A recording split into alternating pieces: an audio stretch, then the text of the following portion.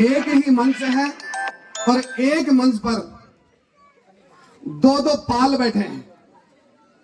एक धर्मपाल जी है, एक महिपाल जी है। धर्म भी दो बैठे हैं, एक धर्म है, एक धर्मा है। एक कर्तव्य है, एक कर्मा है। कितनी करूं मैं खिदमत इनकी, सभी जगह धर्मा ही धर्मा है। संघर्ष की मेहनत की कमाई है।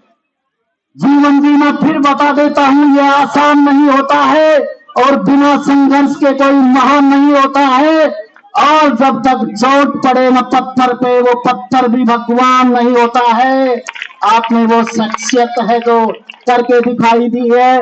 मैं आपको दो पंक्तियां उस समय की समर्पित करना चाहता हूं जो जयपुर के महाराजा जगत सिंह और महाराजा प्रताप सिंह के दरबार में जो पद्माकर भट्ट कवि ने कही थी। तो धर्मपाल जी यो आंकड़ों को गाने पावे। पहली बार सुमित्रा सिंह को इतने वोट देते और दूसरी बार आपको दिए, एक तरफा गांव के वोट। आपसे बहुत अपेक्षा ही है। मैं इस कार्यक्रम में पूरे दिन की थकान आज मैं भूल गया इस गांव में आके। मैं तो सोचता था मैं ही बढ़िया बोलता हूं, तो मैं तो यहाँ तो बहुत तगड़ा फंस गया। मेरे तो ये ओम प्रकाश जी, ये अर्जुन जी, दोनों ने मैं तो देख के सोच रहा हूं कि भाई मुझे दोबारा अपने बारे में पुनर्विचार करना पड़ेगा। और मेरे लायक खुले मन से और खुले मन से कह के जा रहा हूं, मेरे लायक जो भी गांव में काम हो आप लोग बताएं। आपसी लड़ाई झगड़े का तो यही सल्ट लेना, उसमें तो मेरे पास भी कोई इलाज नहीं है। अगर आपका आपस में कोई लड़ाई झगड़ा हो उसको तो यही सल्टा लेना।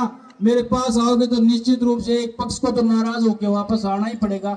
ऐसा कोई नहीं है, किसी के पास इलाज नहीं है कि दोनों पक्षों को जो एक चीज के लिए लड़ रहे हो, एक चीज के लिए, और दोनों पक्षों को राजी करके भेज दे। ना तो धर्मपाल के पास इलाज है, ना किसी और नेता के पास इलाज है।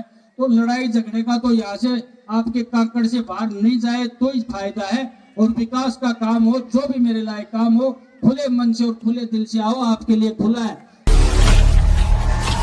और इन्होंने इतना चढ़ा दिया, इतना ओम प्रकाश जी ने चढ़ा दिया आधा आसमान। और फिर उनके भी गुरु आए अर्जुन जी, उन्हें इतना चढ़ा दिया, इतना चढ़ा दिया। अगर गलती से वहां से गिर गया तो मेरे तो प्राण गए, ये मान लो आप। तो गुरु जी इतना मत चढ़ाया करो कि अपनी हैसियत ही भूल जाए और अपनी औकात ही भूल जाए। मैं ना तो कोई इतना बड़ा नेता हूं, ना इतना बड़ा कोई वक्ता हूं। मैं तो निवेदन आपकी सेवा में इतना ही करने आया हूं। इस विद्यालय में वार्षिक उत्सव के लिए मुझे आदेश हुआ है, निवेदन नहीं, क्योंकि गुरु कभी निवेदन नहीं करते। मुझे आदेश दिया कि आपको आना है और मैंने इनके आदेश को हर्ष स्वीकार किया और आपके बीच में उपस्थित हो गए इन बच्चों को आशीर्वाद देने के लिए। इस शिक्षा के मंदिर में जहाँ पर इस देश का भविष्य तैयार होता हो वहां पर ना जाए कोई व्यक्ति। हमें कोई भंडारे में बुलाता है, कोई शादी में बुला देता है तो झट तैयार हो जाते हैं, लेकिन स्कूलों में जाने के लिए नेता बड़े कतराते हैं, उसको टालते हैं। जबकि मैं सब नेताओं से कहना चाहता हूं, अगर किसी गांव में या किसी देश में ये मंदिर सबसे बड़ा कोई है तो वो स्कूल है, इससे बड़ा कोई मंदिर नहीं है।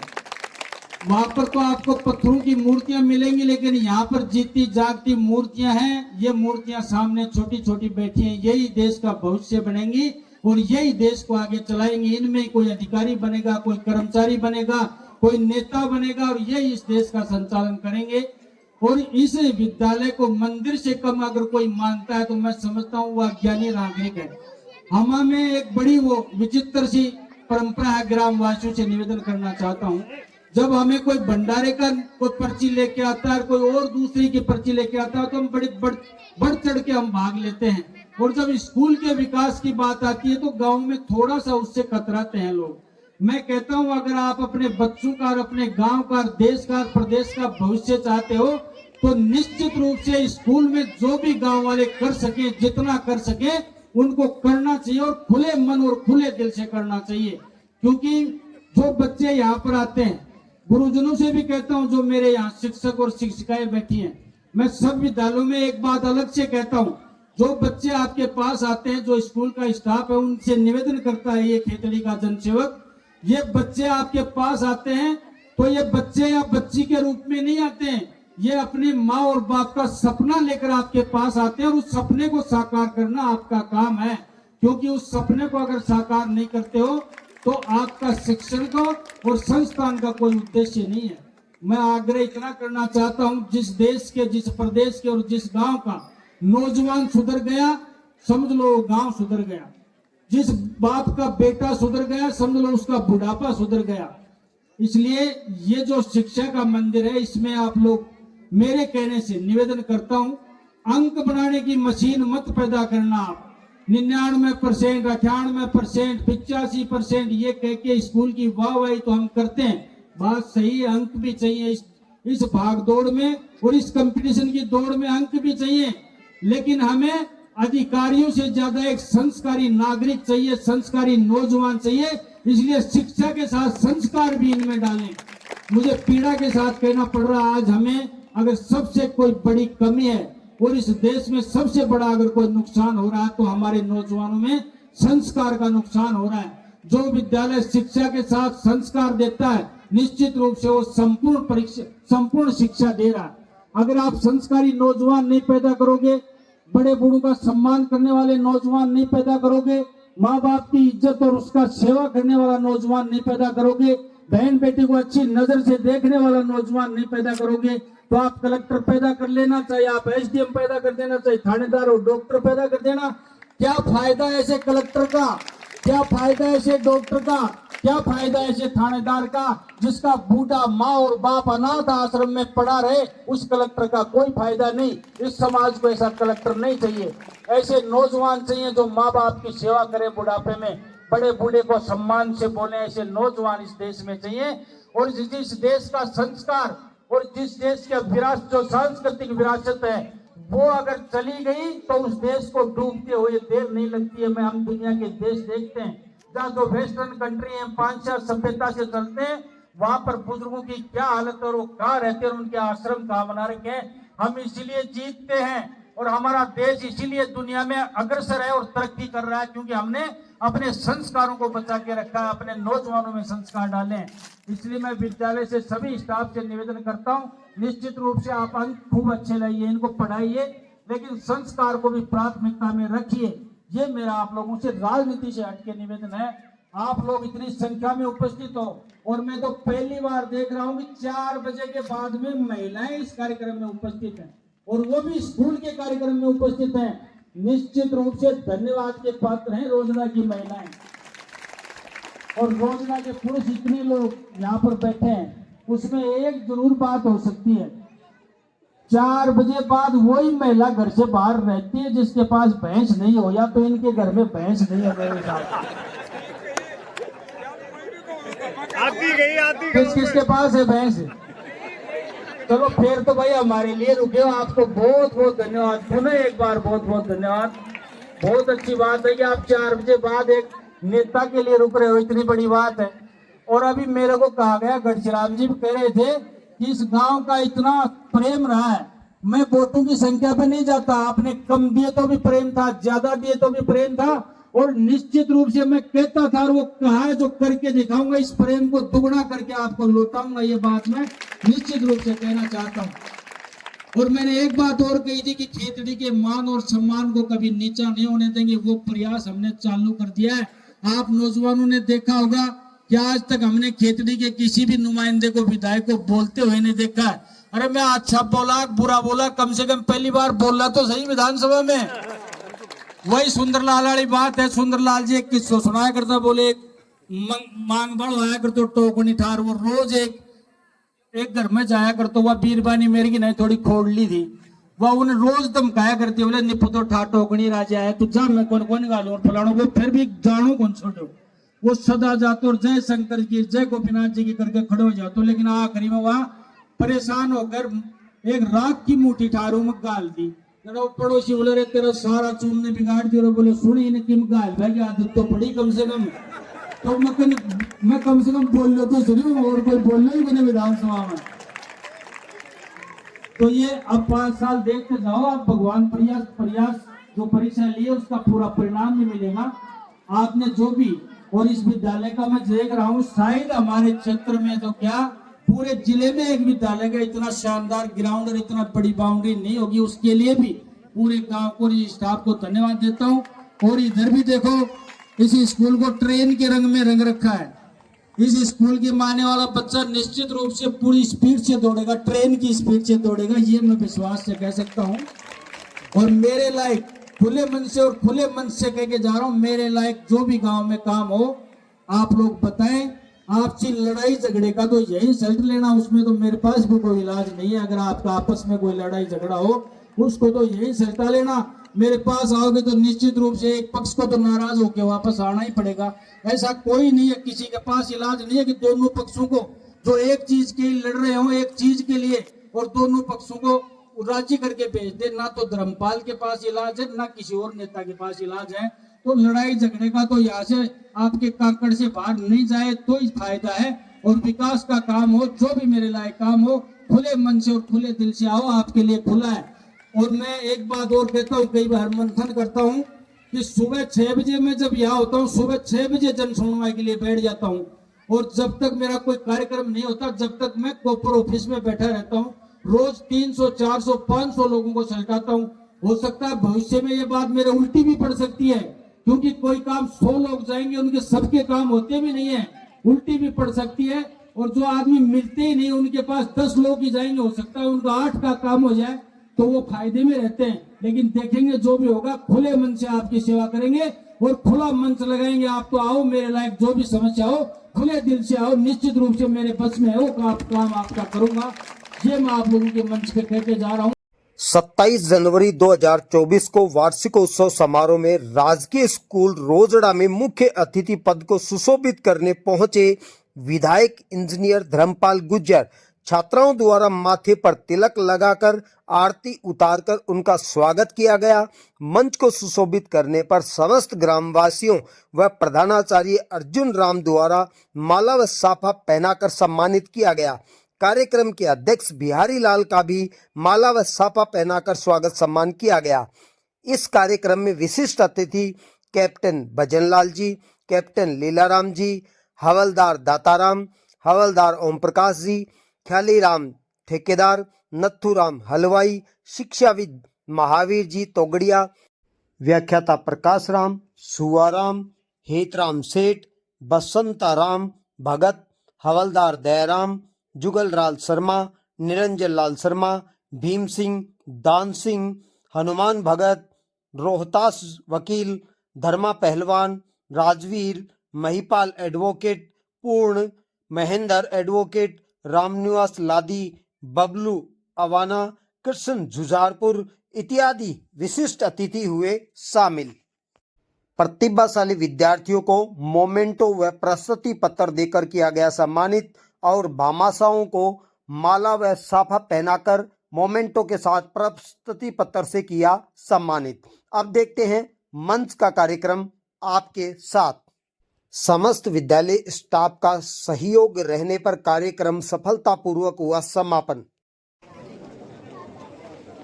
इस बस्ती से अलग जमाने से जुदा कह दें, इस बस्ती से अलग जमाने से जुदा कह दें, अजब कहीं अजीम कहीं अल आधा कह दें।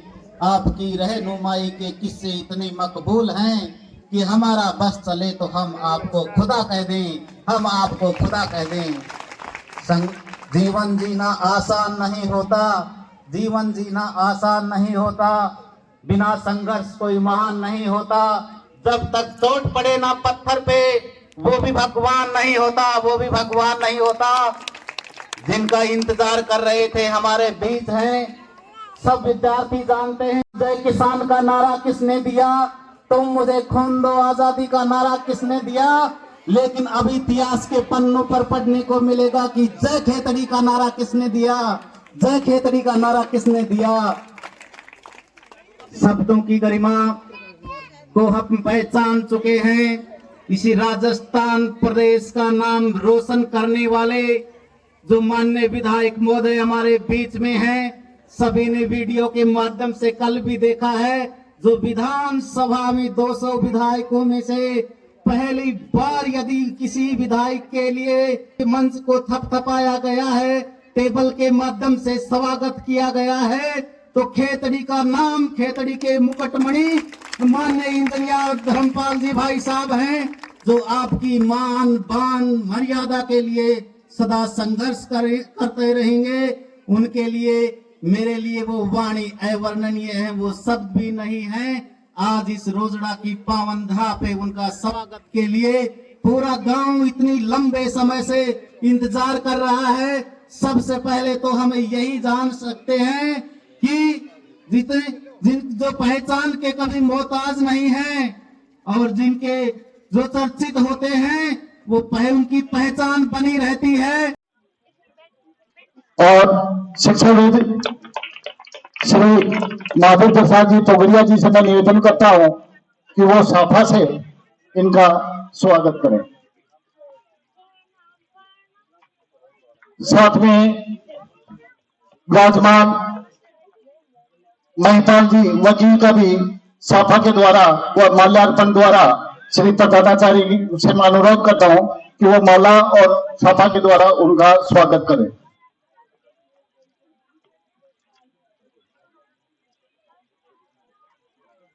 अग्निशाला के अध्यक्ष श्री रोहतास जी से मैं निवेदन करता हूं कि अपने बीच आए बबलू आवाना सरपंच रोजड़ा का भी माल्यार्पण और सभा से उनका स्वागत करें।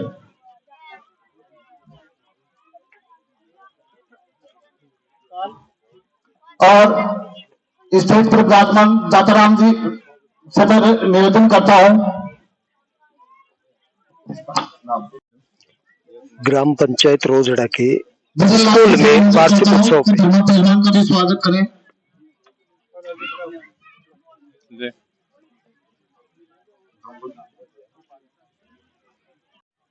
सतबीर जी का भी, किशन जी आप आए, और सतबीर जी का, लीलाराम जी कैप्टन साहबान,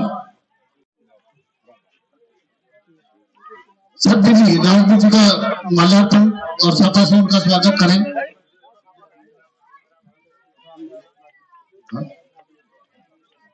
दीन सिंह जी ग्राम निवासी का भी माल्यार्पण कर उनका स्वागत करें। पटेल साहब,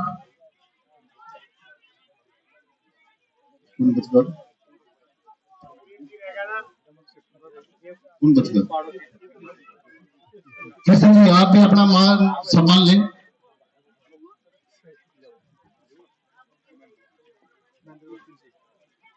और अक्सर याचना चाहता हूं कि कोई छूट गया हो तो माल्यार्पण कर। और प्रकाश चंद जी आप इनका साथी से स्वागत करें। प्रकाश चंद जी,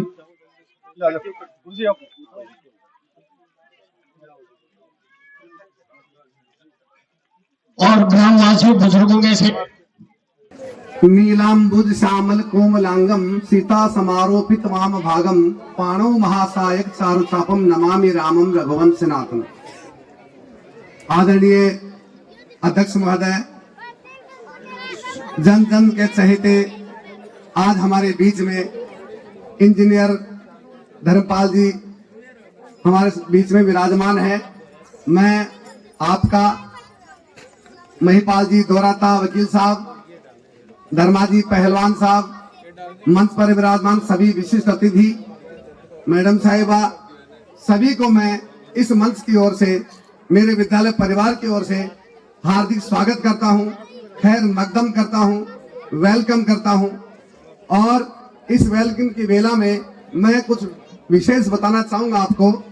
वैसे तो मेरे अनुज प्रकाश जी साहित्यकार हैं, ये भी बहुत बड़ी शख्सियत है और मेरे को तो यूं ही चढ़ा दिया इन्होंने, ऐसी कोई बात नहीं है। लेकिन मैं भी थोड़ा सा निवेदन करना चाहूंगा आपको। आपके सामने जो विराजमान है, मेरी जो भावना है वो मैं बताना चाहूंगा आपको। एक ही मंच है और एक मंच पर दो दो पाल बैठे हैं। एक धर्मपाल जी है, एक महिपाल जी है। धर्म भी दो बैठे हैं, एक धर्म है, एक धर्मा है, एक कर्तव्य है, एक कर्मा है। कितनी करूं मैं खिदमत इनकी, सभी जगह धर्मा ही धर्मा है। आगे मैं विधायक साहब के लिए रीति काल का कवि हुआ है भूषण और उन्होंने छत्रपति शिवाजी के लिए कहा था, और वही बात सारी आपके ऊपर लागू होती है। 2-4 पंक्तियां मैं आपके लिए आपके श्री चरणों में रखना चाहूंगा। इंद्र जी में जृंभ पर 12 वसु अंब पर रावण सदम्ब पर रघुकुल राज है।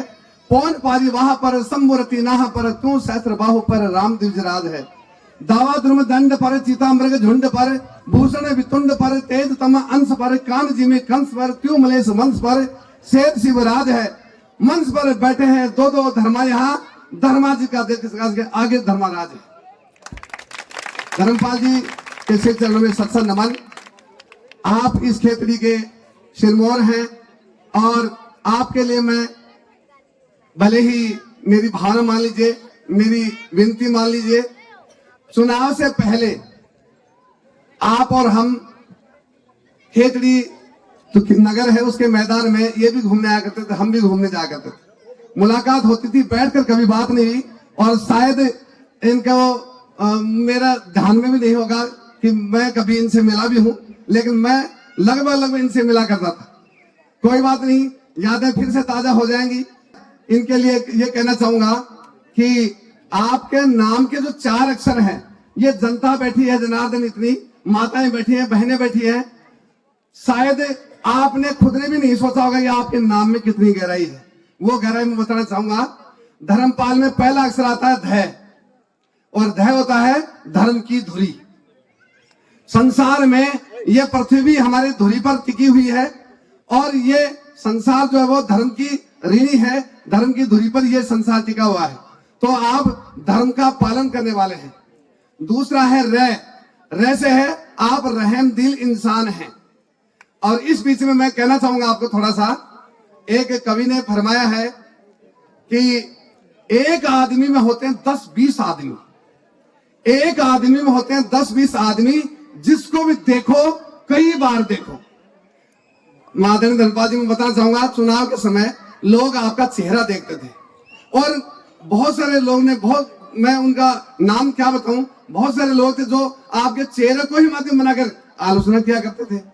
अब मैं कहना चाहूंगा, आपका चेहरा देखकर अगर कोई आपकी फितरत को मालूम करता है तो निसंदेह वो 1% भी आपके बारे में नहीं जानता है, क्योंकि आप धर्म के सागर हैं, आप प्रेम के गागर हैं, आप स्नेहशील हैं, ये दूसरा, और रहम दिल है आप। और तीसरा आता है मैं, और मैं से है आप महिमा वाले, आपकी जितनी महिमा गाई जाए उतनी ही कम है। उसके बाद में आता है पा का अर्थ है पालन करने वाले। राजा वही श्रेष्ठ है जो जनता का पालन करे। राजा वही श्रेष्ठ है, जनता मांगे नहीं फिर भी बिना मांगे ही दे दे, मांगे नहीं फिर भी बिना मांगे, क्योंकि जनता के दिल में बसता वो, और जनता जो सोचती है वो आपके दिल में है। इसलिए दिल अलग अलग नहीं है, आप जनता के जनार्दन हैं, और निसंदेह आप धर्म के पालन हैं। इसलिए आप पालनहार हैं हमारे, और निश्चित रूप से आप हमारा पालन करेंगे। और अंतिम अक्षर है ल, और ल से है लगनशील। आप जिस काम को ठान लेते हैं वो लगन पूरा करते हैं, इसलिए आपका नाम धर्मपाल रखा गया है। माता पिता को मैं जानता नहीं, देखा जरूर है, लेकिन कभी मुलाकात नहीं आपके पिताजी से भी, लेकिन देखा जरूर है। मैं छोटा सा बच्चा था उस समय आपके पिताजी को देखा, उसके बाद में वो घटना घटी, वो सारी मुझे आंखों में आज भी एक एक करके तिल तिल आ रही है।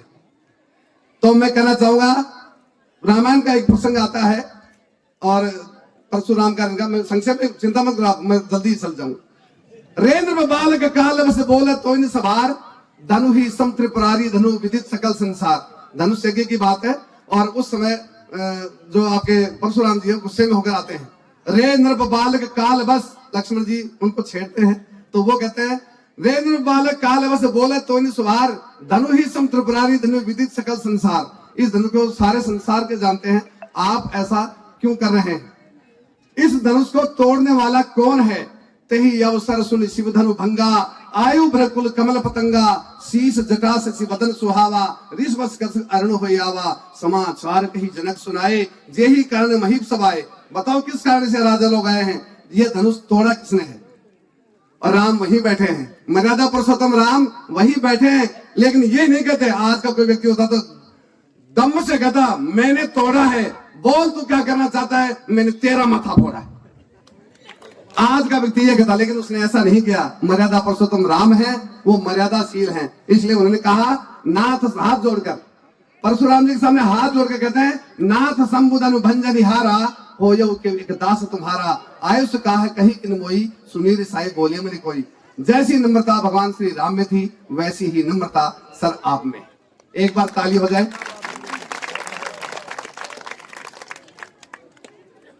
अब आगे मैं विद्यालय के बारे में थोड़ा सा, समय कम है फिर भी बता देना चाहता हूं मैं आपको। हमारा ये विद्यालय राजकीय प्राथमिक विद्यालय के रूप में 1958 में स्थापित हुआ था। उसके बाद में कर्मोन्नत हुआ 1995 में उच्च प्राथमिक में, और माध्यमिक हुआ 2005 में, और सीनियर हुआ है 2022 में। ये उत्तरोत्तर प्रगति इस विद्यालय की है, और इस विद्यालय में जो स्टाफ है बड़ा ही कर्मठ है। और सांस्कृतिक प्रोग्राम में तो खैर आप थोड़ा सा समय नहीं है आपके पास, बाकी झलकी हमने दिखा दी है। पूरे जिले में हमारा ये जो ग्रुप है विद्यार्थियों का प्रथम स्थान आया है, इनका पूरे जिले में प्रथम स्थान।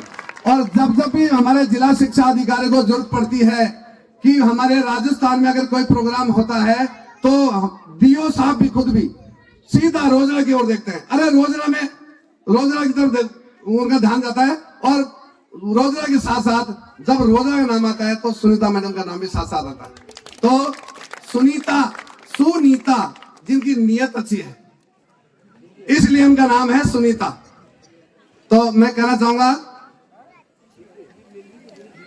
इंसान को हमेशा नीयत का साफ होना चाहिए, और नीयत हमारी अगर अच्छी है तो निसंदेह हम प्रगति के पायदान छूते जाते हैं। और हमारा ये जो विद्यालय है, ये इसका परीक्षा परिणाम के बारे में थोड़ा सा बताना चाहूंगा। 10वीं क्लास का परीक्षा परिणाम जो है 100% रहा है, और 100% में भी हमारे जो शिक्षक हैं उन्होंने इतना बढ़िया तैयारी करवाई है कि सेकंड और थर्ड में कोई बच्चा नहीं है, लगभग बच्चे जो हैं वो प्रथम श्रेणी में हर विषय में। तो पूरे स्टाफ को मेरी ओर से बहुत बहुत धन्यवाद, और सर की ओर से भी मैं आपको धन्यवाद ज्ञापित करता हूं। और इसके साथ ही हमारे 88.50 राहुल प्रथम आया है कक्षा 10 में, मनीषा 82.33, और तीसरा स्थान है अंकित का 81.17। ये हमारा एक मापदंड है, ये हमारे एक उपलब्धि का आईना है जो आपके सामने प्रस्तुत किया है। बाकी इस विद्यालय में हर तरह की गतिविधि होती है, और उन गतिविधियों में जो भी गतिविधि है उनमें ज्यादातर हमारा विद्यालय प्रथम स्थान प्राप्त करता है। चाहे वो निबंध प्रतियोगिता हो, चाहे वो कैरियर की प्रतियोगिता हो, चाहे वो विज्ञान की प्रतियोगिता हो, चाहे वो विज्ञान मेला हो, चाहे निपुण भारत का मेला हो, सभी में हमारे विद्यार्थी भाग लेते हैं। और इस भाग लेने में मैं कुछ भी नहीं हूं, जो कुछ है वो मेरा स्टाफ है, मैं कुछ भी नहीं। एक बात और कहना चाहूंगा नौजवान साथियों से, ये बुजुर्ग जो बैठे हैं, ये पीढ़ी आगे पता नहीं आपको मिले या नहीं मिले, ये साधारण लोग नहीं है, इनके अंदर जो है अनुभव का खजाना है, और यह अनुभव का खजाना अपने आप नहीं देंगे, हम इनके पैर दाबेंगे तब जाकर इनकी पोटली खुलती है ज्ञान की, और धीरे धीरे वो चीज बताएंगे। और साथियों मैं बताना चाहूंगा, जो ज्ञान इन बुजुर्गों के पास में है वो किसी गीता और पुराण में नहीं है, जो ज्ञान इनके पास है। इसलिए हमें बुजुर्गों का खैर मकदम करना चाहिए। शिष्यों की धरा पर ज्ञान का बीज बोता है, वह माता पिता और गुरु सबसे बड़ा होता है। आप आए और हमें इतना व्यस्ततम समय था, मैंने आपसे फोन किया, उस समय आपने, देखो एक बात और कहना चाहूंगा, पहली बार किसी विधायक से मैंने फोन किया, मेरी जिंदगी का पहली बार का फोन है, सुनने ना ध्यान से, पहली बार किसी विधायक जी से फोन किया और पहली बार में झटके से उठा लिया। ये साधारण बात नहीं है।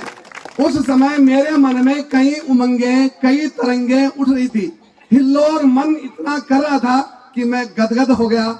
किन शब्दों में आपका स्वागत करूं सर, आपने पहली बार मेरे को तवज्जो दी, इसके लिए आपको बहुत बहुत धन्यवाद। और इतना व्यस्त समय होने के बावजूद भी आपने जो समय दिया है, मेरा पूरा विद्यालय परिवार, मेरा एक गांव रोजड़ा और मेरे प्यारे बच्चे और ये माताएं जिनकी कोख से ऐसे लाल पैदा हुए हैं, मायर ऐसा पूजन के दाता के सूर और नेत्र रिजे बांजरी मती गमाजे नूर, ऐसे वीरों को पैदा करने वाली राजस्थान की धरा में ये माताएं बैठी हैं जो वीरों को पैदा करती हैं। हमारे यहाँ कायर और गिद्दड़ पैदा नहीं होते हैं, वीर ही पैदा होते हैं।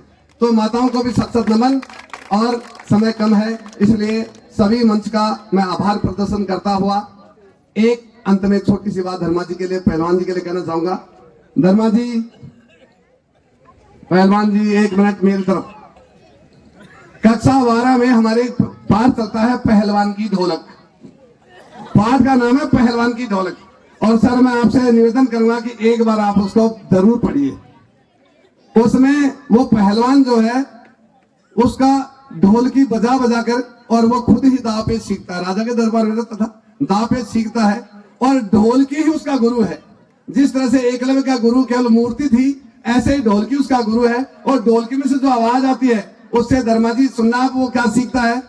तड़ाक धम तड़ाक धम। और वो अर्थ लगाता है उठा पटक उठा पटक, उठा पटक उठा पटक, तिगड़ धम, उठा पटक दे नीचे गम, उठा पटक दे नीचे गम। वो उठा उठा के नीचे डालता हो और पूरे राज दरबार में उसकी जीत होती है।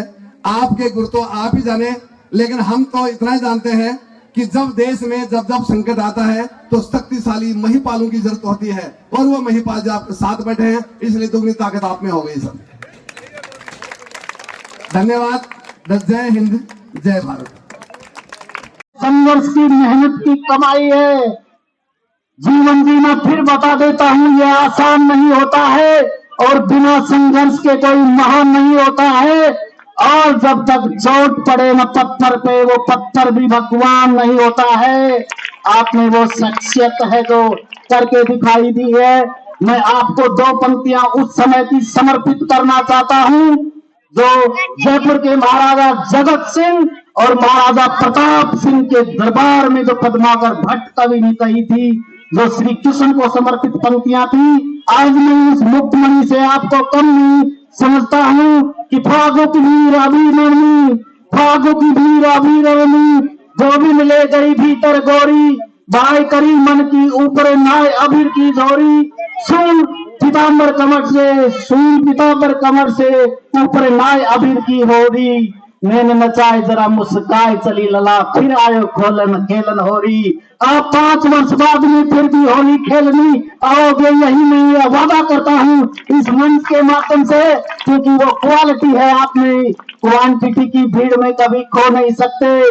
भीड़ आपको आकर्षित करती है तो भीड़ ने भी आपको आकर्षित किया है, ये मैं मानना चाहता हूँ। जब जब अकेले होंगे तो याद तुम्हारी आएगी, जब जब अकेले होंगे तो याद तुम्हारी आएगी। इतना तो बताओ मुझे जालिम जिगर, ये आवाज कहाँ से आएगी? ये आवाज आसमान से आएगी। मुझे पता का आकाश धर्मा गुरु के समान, असुर अधर अभिमानी, जब जब होई सकल जन पीरा, प्रभु रूप धरज मनुज शरीरा। तो ये राम का रूप धर के आए हैं धर्मपाल। इनका नाम इसीलिए रखे हैं कि धर्म के रक्षक हैं, और इसीलिए इन्हीं के कार्यकाल में, इन्हीं के समय में अयोध्या में रामलला विराजमान होते हैं, तो रोजड़ा में धर्मपाल साहब आते हैं। बहुत ही स्वागत है। और प्यारे प्यारे बच्चों, मैं आपका जवाब समय नहीं लूंगा। पहले गांव में एक रिवाज होता था मुक्ता गाड़ने का, एक आवतो और एक बत्ती। तो धर्मपाल जी यो आवतो इनको गाड़ लेता है। पहली बार सुमित्रा सिंह को इतने वोट देते और दूसरी बार आपको दिए, एक तरफा गांव के वोट। आपसे बहुत अपेक्षा ही है और मैं ज्यादा समय नहीं लूंगा आपको। आप भी अपने अपेक्षाओं पे खरा उतरेंगे, इसलिए बहुत बहुत धन्यवाद। अब समय का अभाव है। अब जो आकर्षण जो केंद्र बिंदु बना है, उनको 2 पंक्तियों के माध्यम से मैं मंच पर आमंत्रित करना चाहूंगा। काम करो कुछ की ऐसी अलग पहचान बन जाए, काम करो कुछ अलग पहचान बन जाए, हर कदम चलो ऐसे कि निशान बन जाए। यूं तो जिंदगी दुनिया काट लेती है, जिंदगी को ऐसे जीना दूसरों के लिए मिसाल बन जाए, दूसरों के लिए मिसाल बन जाए। स्वागत है माननीय इंजीनियर साहब का।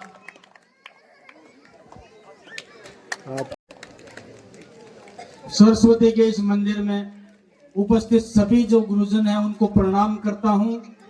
ग्राम रोजड़ा के सभी जो वरिष्ठ जन बैठे हैं उनके श्री चरणों में धोख देते हुए, युवा साथियों आपका अभिनंदन करते हुए, प्यारे प्यारे बच्चों को आशीर्वाद देते हुए, और माताएं बहनें इतनी संख्या में बैठी हैं, निश्चित रूप से उनके भी श्री चरणों में अभिनंदन करता हूं। मैं इस कार्यक्रम में पूरे दिन की थकान आज मैं भूल गया इस गांव में आके। मैं तो सोचता था मैं ही बढ़िया बोलता हूं, तो मैं तो यहाँ तो बहुत तगड़ा फंस गया। मेरे तो ये ओम प्रकाश जी, ये अर्जुन जी, दोनों ने मैं तो देख के सोच रहा हूं कि भाई मुझे दोबारा अपने बारे में पुनर्विचार करना पड़ेगा। और इन्होंने इतना चढ़ा दिया, इतना ओम प्रकाश जी ने चढ़ा दिया आधा आसमान, और फिर उनके भी गुरु आए अर्जुन जी, उन्हें इतना चढ़ा दिया, इतना चढ़ा दिया। अगर गलती से वहां से गिर गया तो मेरे तो प्राण गए, ये मान लो आप। तो गुरुजी इतना मत चढ़ाया करो कि अपनी हैसियत ही भूल जाए और अपनी औकात ही भूल जाए। मैं ना तो कोई इतना बड़ा नेता हूं, ना इतना बड़ा कोई वक्ता हूं। मैं तो निवेदन आपकी सेवा में इतना ही करने आया हूं। इस विद्यालय में वार्षिक उत्सव के लिए मुझे आदेश हुआ है, निवेदन नहीं, क्योंकि गुरु कभी निवेदन नहीं करते। मुझे आदेश दिया कि आपको आना है, और मैंने इनके आदेश को हर्ष स्वीकार किया और आपके बीच में उपस्थित हो गए इन बच्चों को आशीर्वाद देने के लिए। इस शिक्षा के मंदिर में जहाँ पर इस देश का भविष्य तैयार होता हो, वहां पर ना जाए कोई व्यक्ति। हमें कोई भंडारे में बुलाता है, कोई शादी में बुला देता है तो झट तैयार हो जाते हैं, लेकिन स्कूलों में जाने के लिए नेता बड़े कतराते हैं, उसको टालते हैं।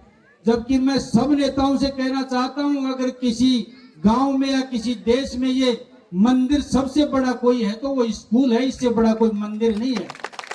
वहां पर तो आपको पत्थरों की मूर्तियां मिलेंगी, लेकिन यहाँ पर जीती जागती मूर्तियां हैं। ये मूर्तियां सामने छोटी छोटी बैठी हैं, यही देश का भविष्य बनेंगी और यही देश को आगे चलाएंगी। इनमें कोई अधिकारी बनेगा, कोई कर्मचारी बनेगा, कोई नेता बनेगा, और यही इस देश का संचालन करेंगे। और इस विद्यालय को मंदिर से कम अगर कोई मानता है तो मैं समझता हूँ वह अज्ञानी नागरिक है। हमें एक बड़ी वो विचित्र सी परंपरा है, ग्रामवासियों से निवेदन करना चाहता हूँ, जब हमें कोई भंडारे का कोई पर्ची लेके आता है, कोई और दूसरी की पर्ची लेके आता है, तो हम बढ़ चढ़ के हम भाग लेते हैं। और जब स्कूल के विकास की बात आती है तो गांव में थोड़ा सा उससे कतराते हैं लोग। मैं कहता हूं, अगर आप अपने बच्चों का और अपने गांव का, देश का, प्रदेश का भविष्य चाहते हो तो निश्चित रूप से स्कूल में जो भी गांव वाले कर सके, जितना कर सके उनको करना चाहिए, और खुले मन और खुले दिल से करना चाहिए। क्योंकि जो बच्चे यहाँ पर आते हैं, गुरुजनों से भी कहता हूं, जो मेरे यहाँ शिक्षक और शिक्षिकाएं बैठी हैं, मैं सब विद्यालयों में एक बात अलग से कहता हूं, जो बच्चे आपके पास आते हैं, जो स्कूल का स्टाफ है, उनसे निवेदन करता है ये खेतड़ी का जनसेवक, ये बच्चे आपके पास आते हैं तो ये बच्चे या बच्ची के रूप में नहीं आते हैं, ये अपनी माँ और बाप का सपना लेकर आपके पास आते हैं, और उस सपने को साकार करना आपका काम है। क्योंकि उस सपने को अगर साकार नहीं करते हो तो आपका शिक्षण का और संस्थान का कोई उद्देश्य नहीं है। मैं आग्रह इतना करना चाहता हूं, जिस देश के, जिस प्रदेश के और जिस गांव का नौजवान सुधर गया, समझ लो गांव सुधर गया। जिस बाप का बेटा सुधर गया, समझ लो उसका बुढ़ापा सुधर गया। इसलिए ये जो शिक्षा का मंदिर है, इसमें आप लोग मेरे कहने से निवेदन करता हूं, अंक बनाने की मशीन मत पैदा करना। आप 99%, 98%, 85% ये कह के स्कूल की वाहवाही तो हम करते हैं, बात सही है, अंक भी चाहिए इस भाग दौड़ में, और इस कंपटीशन की दौड़ में अंक भी चाहिए। लेकिन हमें अधिकारियों से ज्यादा एक संस्कारी नागरिक चाहिए, संस्कारी नौजवान चाहिए। इसलिए शिक्षा के साथ संस्कार भी इनमें डालें।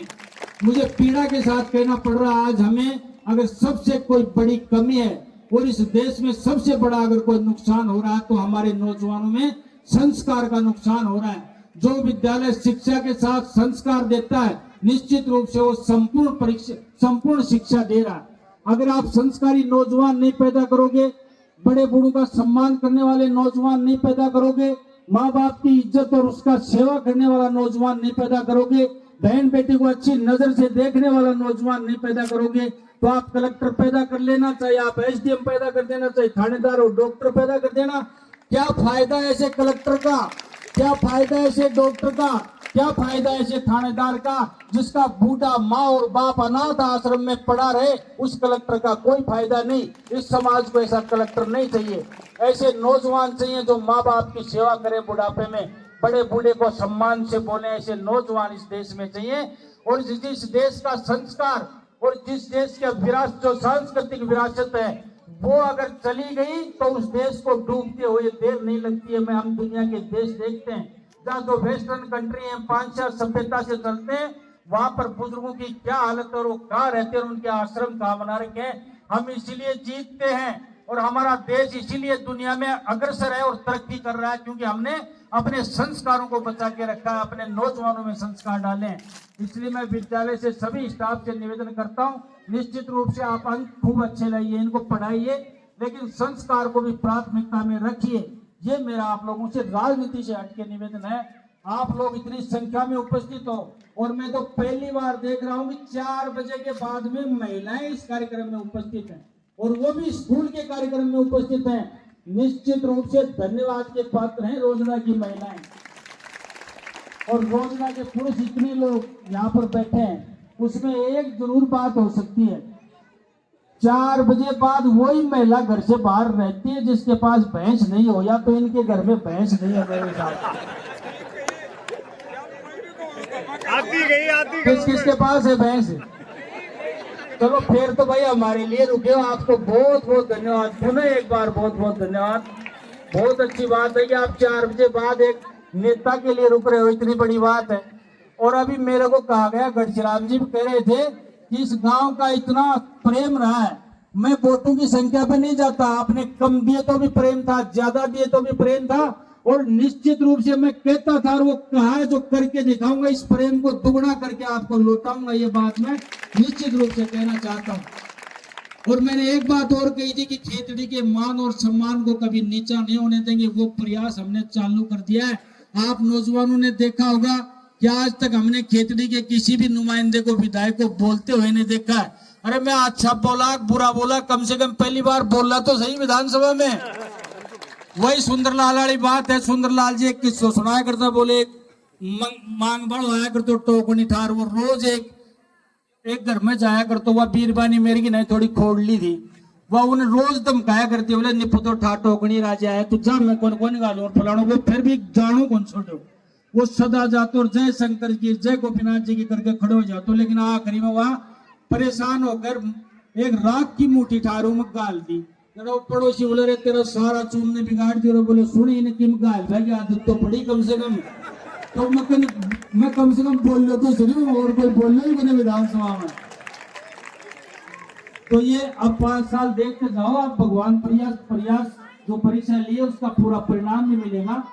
आपने जो भी, और इस विद्यालय का मैं देख रहा हूँ शायद हमारे क्षेत्र में तो क्या पूरे जिले में एक विद्यालय का इतना शानदार ग्राउंड और इतना बड़ी बाउंड्री नहीं होगी। उसके लिए भी पूरे गांव को, स्टाफ को धन्यवाद देता हूँ। और इधर भी देखो, इस स्कूल को ट्रेन के रंग में रंग रखा है। इस स्कूल के मानने वाला बच्चा निश्चित रूप से पूरी स्पीड से दौड़ेगा, ट्रेन की स्पीड से दौड़ेगा, ये मैं विश्वास से कह सकता हूँ। और मेरे लायक खुले मन से और खुले मन से कह के जा रहा हूँ, मेरे लायक जो भी गांव में काम हो आप लोग बताएं। आपसी लड़ाई झगड़े का तो यही सल्ट लेना, उसमें तो मेरे पास भी कोई इलाज नहीं है। अगर आपका आपस में कोई लड़ाई झगड़ा हो उसको तो यही सल्टा लेना। मेरे पास आओगे तो निश्चित रूप से एक पक्ष को तो नाराज होकर वापस आना ही पड़ेगा। ऐसा कोई नहीं है, किसी के पास इलाज नहीं है कि दोनों पक्षों को जो एक चीज के लिए लड़ रहे हो, एक चीज के लिए, और दोनों पक्षों को राजी करके भेज दे। ना तो धर्मपाल के पास इलाज है, ना किसी और नेता के पास इलाज है। तो लड़ाई झगड़े का तो यहाँ से आपके काकड़ से बाहर नहीं जाए तो ही फायदा है। और विकास का काम हो, जो भी मेरे लायक काम हो, खुले मन से और खुले दिल से आओ, आपके लिए खुला है। खुले मन से आपकी सेवा करेंगे और खुला मंच लगाएंगे। आप तो आओ, मेरे लायक जो भी समस्या हो खुले दिल से आओ, निश्चित रूप से मेरे बस में है वो काम आपका करूंगा। ये मैं आप लोगों के मंच पे कहते जा रहा हूँ। देते हुए इस विद्यालय के उज्जवल भविष्य की कामना करता हूँ। छोटे छोटे बच्चों के भविष्य सुनहरे हो, ये जिंदगी में बहुत तरक्की करें, ऐसे आशीर्वाद के साथ अपनी बात समाप्त करता हूँ। सबको राम राम, बहुत बहुत धन्यवाद।